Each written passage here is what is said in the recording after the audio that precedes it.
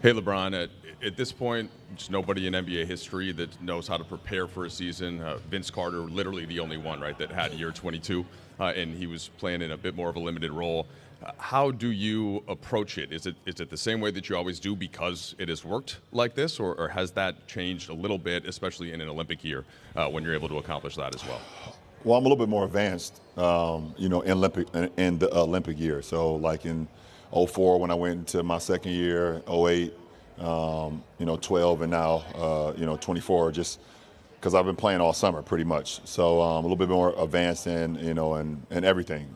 So, excited about that. Excited about getting to work tomorrow, and should be fun. Should be fun. Really fun.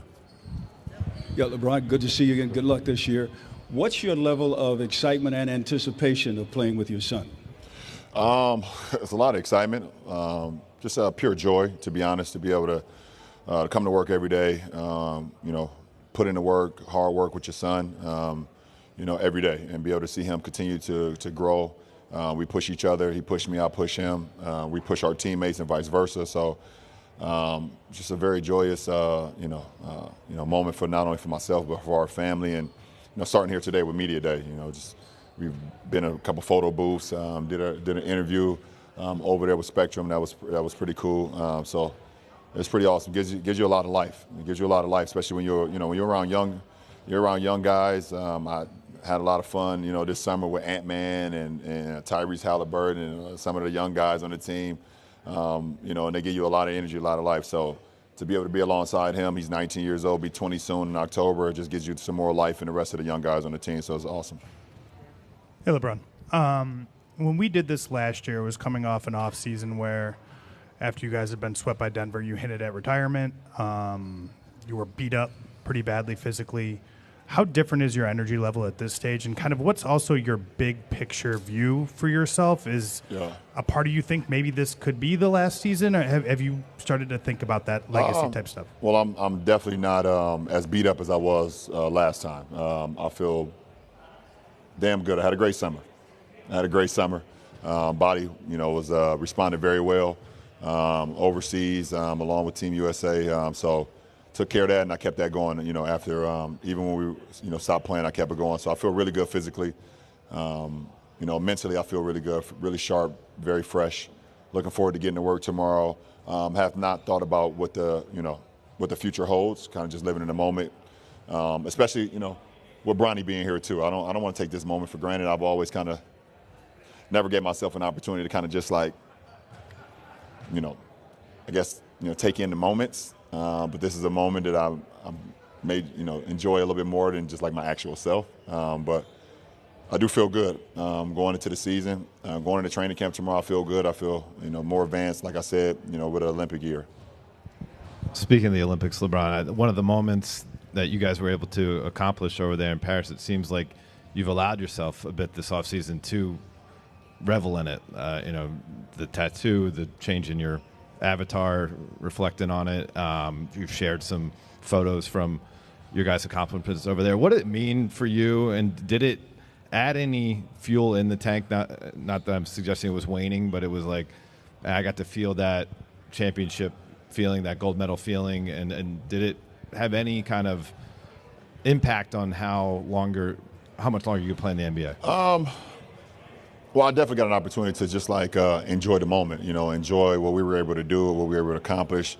When you're along 11 other unbelievable, great talents, some of the best talent we've ever seen, it gives you a lot of joy to be able to play the game, play it at a high level, come to work every day, push each other, and for myself individually to go out there at my age, the miles that I have, and to be able to play at the level I played at. It gave me even more a sense of, I do have a lot in the tank, a lot, and I can help a big part of a team win the ultimate and whatever, if it's gold or if it's a Larry O'Brien trophy or whatever the case may be, I could still get it done. So that was pretty cool, just from an individual standpoint, to know that you could be out there with the best players in the world and still be able to have a big part of it, not only on the floor but off the floor too. So that was dope. LeBron, you're coming off a career year from your three-point percentage. JJ's talked about you taking more threes, playing off the ball a little bit more, stuff you've done in the past. But what have those conversations been like between you two in terms of like your role and maybe it shifting a little bit this season, if at all? My role is whatever it takes for our team to win. I mean, listen, I can do whatever. I can literally do whatever on a basketball floor, so it's not hard to plug me into whatever that game, whatever, that moment needs to entail, or, so if it's me playing off the ball and JJ want me to shoot more threes, or if it's me playing on the ball and getting guys involved, I can literally do everything out on the basketball floor. So, I think it worked well for our team. LeBron, your relationship with JJ has evolved from competitor to podcast partner, now player coach. What have you learned in those evolutions, in those steps? And I guess specifically what have you learned, I know it's early stages, but just these past few months in that player coach relationship about JJ specifically? Well, we haven't got to work yet. We've had like our individual workouts and things of that nature, but we haven't actually had practice. But I know from being alongside of him and, having our pods and being a competitor, I know that he's detailed, super detailed when it comes to that. And I know our coaching staff is detailed from, going against them in the past and things of that nature. So that's what it's all about. I think, putting the work in and being detailed and us knowing exactly what we need to do when we go out on the floor, not only in game situation, but practice, shoot-arounds, film sessions, everything. That's something I know just because of my relationship previously before he became the head coach of the Lakers. Hey, LeBron. I think when people talk about your length of career, they think about all the physical endurance you've had, but what's underrated is the mental hurdles of getting through the monotony of doing the same thing year after year after year. You mentioned Bronny giving you some additional life.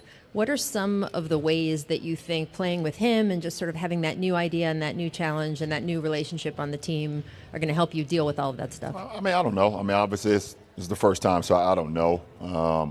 But I think just in the sense of just seeing, him continue to grow as a basketball player, no matter if it's here up, with us or if it's, down with the G League team, and him continue to get better and better and better. I don't know what that even looks like. His job is to, put the work in, get better and better, just like the rest of us. And we want to hold him accountable. He's going to hold us accountable. And everybody, if we all do that, we all get better, because we're all one team, We're a reflection of the South Bay. South Bay is a reflection of us, So if we're all getting better and we're all preaching the same things, then it all works in everybody's favor. So, there's no substitution for hard work and continue to grow and stacking days. And I know he's going to do that because that's just what he's about. Hey, Bron, good to see you. Ahead of this historic moment, you mentioned that you and Bronny discussed certain things such as, he's not allowed to call you dad on the court. What other things have you guys discussed behind the scenes to make this milestone work? And in addition to that, we all know when you expressed that this dream started for you, but personally, when did you decide it was your dream to play with your son? Well, I mean, we don't, to be honest, if you have kids, I'm at my age and his age, there's not really much interaction going on a day-to-day basis. I mean, he comes down, he eats, he goes to his room, plays a video game. I'm down there with my wife, we watching a movie, and stop in. So it's not much like, hey, meet me at the table at 5 o'clock, we need to discuss work tomorrow. No, that doesn't happen. But I mean, he's been in this rim of the game of basketball since he was born, obviously. I've played in the NBA longer than he's been alive. So, he understands the nuances of it as far as just being around the game, but now he's a man and it's time for him to learn and get better with that. So I guess I don't know if he's even coming up here, you can ask him the questions of how he feels about it. I know I'm super happy for him. Our family's super proud of him. And, that's pretty much it. I mean, if we get a couple opportunities out on the floor throughout the course of the season, obviously that's going to be amazing. It'd be awesome, we wait for that moment when it happens and then go from there. You mentioned the joy, being in the moment. Was there something this offseason with the game of basketball that you were reintroduced to that you might have lost touch with? that I lost touch with? No, I don't ever lose touch with with the game of basketball. But it felt damn good to play. It felt great to play meaningful basketball, like literally play for the highest level. We had like 2 Game 7s back to back, one versus Serbia and then that last one versus France, where it was like oh shit, this is why those text messages went out. This is why those calls happened. That fire and desire was brought back to me. That I was like, okay, this is what it was all about. This is why we all came together and called ourselves the Avengers. To have that feeling again, where you're playing like meaningful, real, every possession means something. If you make a mistake, it burns you. Things like that. That was good to relive that moment. Going against those 2 great teams. Hey, LeBron, to flip it a little bit, actually quite a bit. I'm sure you saw the news about Dikembe Mutombo today, a player you competed against. Just any memories you have about interacting with him on the floor, and just kind of your reaction. Yeah, first of all, my condolences goes to him, to his family. And obviously, anytime a loved one is, gone, then it's a lot on the family. So, my condolences and well wishes goes to his family. Also goes to the NBA community as well. He's such a as a big part of the NBA. When you're growing up and you think about like iconic moments in playoff history, you think about when they played the Supersonics and it was the 8th seed, and you just remember him getting that last rebound, those last blocks, and just holding that basketball on his back and in amazement. So.